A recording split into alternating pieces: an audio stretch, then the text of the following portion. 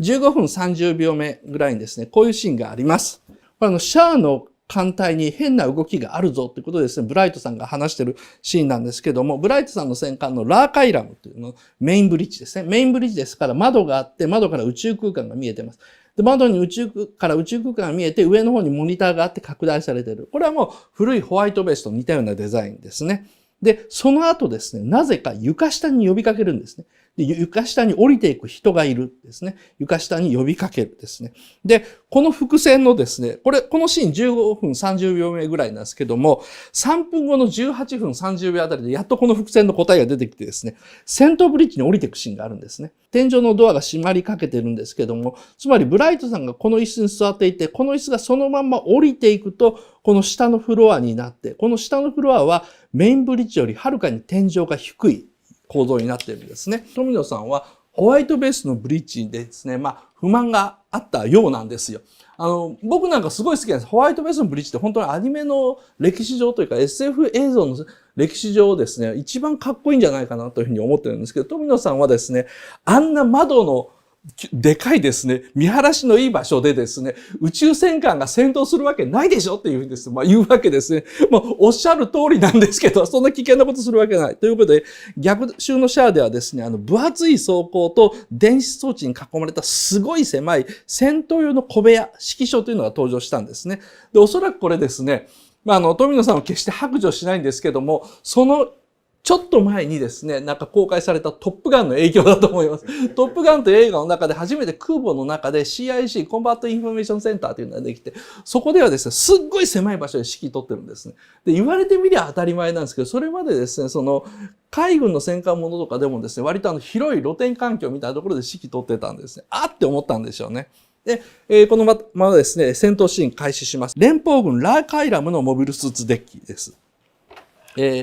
一番最初ですね、モビルスーツの格納ハンガーが現れるんですけど、ここはね、広々してるんですよ。広々した空間で天井も高くて、何機もモビルスーツが多分あって、多分横幅ですね、5、60メートル、下手したら100メートルぐらいあるような、5、60メートルぐらいか空間で、高さも20メートル超える空間、奥行きもですね、20メートルぐらいあるような空間なんでしょう。で、それがですね、下の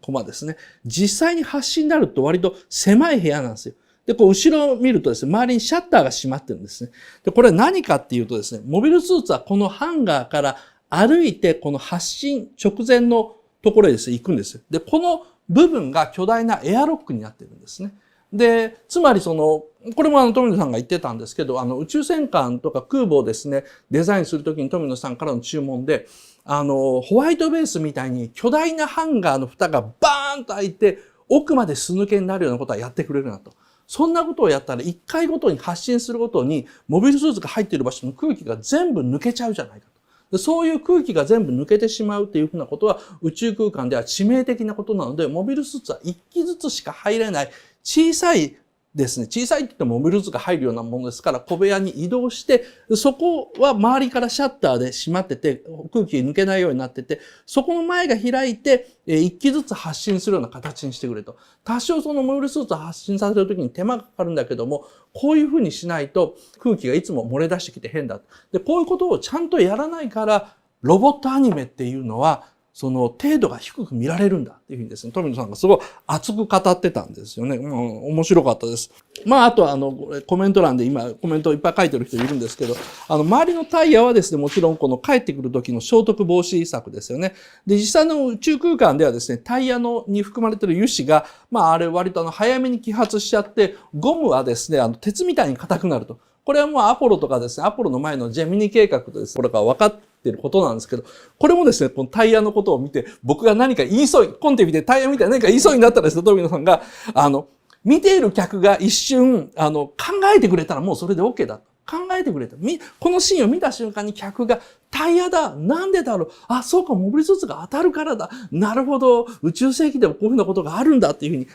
えてくれたら、もう僕らの勝ちなんです。それで OK なんですっていうふうにですね、バーッと言われてですね、唾がかかるような勢いで言われてですね、わかりましたっていうので、このまま設定しました。こんな感じでですね、逆襲のシャアっていうのはですね、実はかなり SF 表現とかですね、科学表現を考え抜いたとか攻めた作品なんですね。で、それであると同時に、当時のそのガンダムのファンであった中学生、下手したら小学生ぐらいにもですね、見てわかる。おまけに見てなんでか考えたらですね、もっともっと楽しめるような作品になってます。